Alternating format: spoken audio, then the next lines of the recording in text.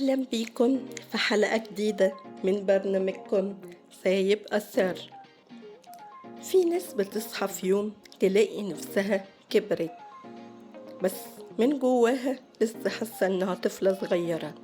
تلاقي السنين عدت بس القلب واقف في مكانه. الإحساس ده ممكن يبقى مؤلم أكتر من أي وجع جسدي، إنك تحس إن عمرك اتخطف من غير ما تعيشه. حكايتنا النهاردة عن ست في أوائل الأربعينات، بتحكي وبتقول: النص الأول من عمري عشته في خوف وقلق بسبب أب قاسي جدا، قافل علينا البيت بشكل خانق. مفيش أصحاب، مفيش حياة، مفيش شباب زي أي بنت. وأنا عندي 20 سنة قررت أهرب من البيت ده بأي طريقة. اتخطبت واتجوزت وأنا 21 سنة، من غير وعي ولا فهم، بس كنت عايزة أهرب. دخلت جوه حياة باهتة مفيهاش حب ولا حنية. اتأقلمت عشان مستحيل أرجع للي كنت فيه، بس هو كان شايفني مجرد خدامة، أطبخ، أخلف، أربي، وهو عايش حياته بره البيت. يوم ما أعترض يا يمد إيده عليا يا يقاطعني بالشهور.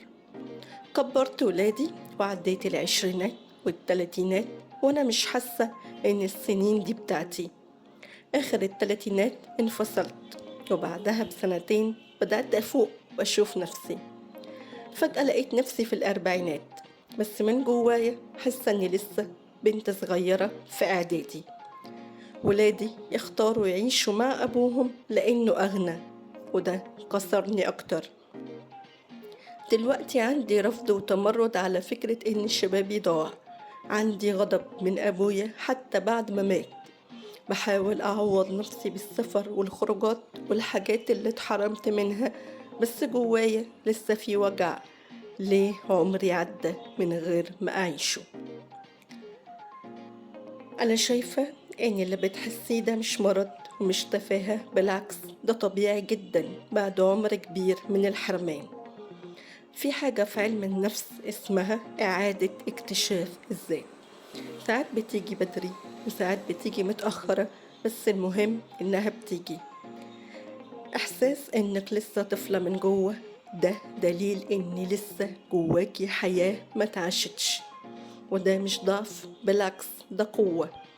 لأنك رغم كل اللي عديتي بيه لسه نفسك تعيشي. مفيش حد يقدر يحددلك هي المفروض الأربعينات تبقى عاملة إزاي.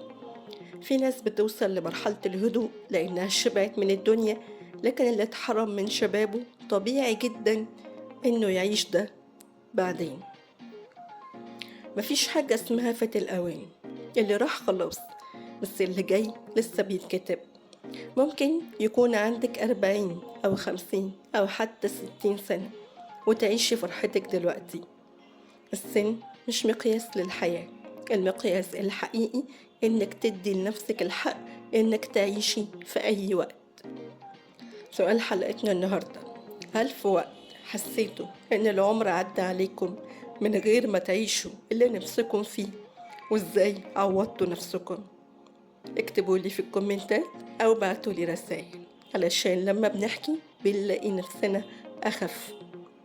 كنت معاكم أنا بسمة في سايب أثر، البرنامج اللي بنحكي فيه عن وجعنا، ويمكن يتحول الوجع ده لخطوة جديدة نعيش فيها بصدق. استنوني كل يوم سبت واثنين واربع الساعة 6 مساء على اليوتيوب، وخليكوا فاكرين سايب أثر قريب لقلبك. أشوفكم الحلقة الجاية.